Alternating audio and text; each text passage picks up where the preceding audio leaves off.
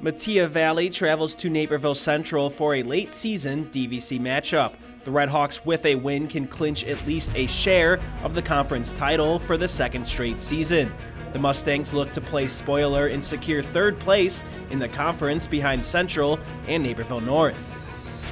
Redhawk sophomore Eli Jarrell finds some space in the middle to start, but his shot is corralled by Ravi Shah.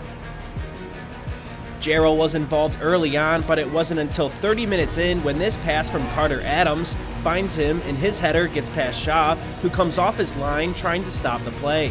It's good for Jarrell's 10th goal of the season to make it 1-0 for the Redhawks. Anthony Hildreth attacks Central with some pace before flicking it off to Michael Senese. His shot is handled with ease, though, by Redhawk keeper Dylan Scott. Into the second half now, Adams and Michael Cavalleri work together to free up Adams for a fiery shot that's saved by the outstretched Shah. The game remains 1-0 despite Adams' effort. Michael DeFalco plays it from the corner, making some nice moves on the dribble and playing it back to Jarrell, whose shot ends in another big save for Shah in net.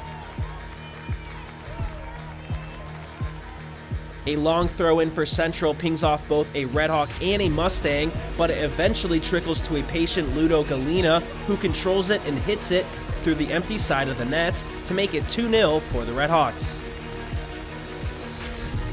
It's set piece after set piece, though, as Metea's Sahil Carr puts it right on the money for Abel Lopez, who heads it in to cut the Central lead in half with just 12 minutes to go.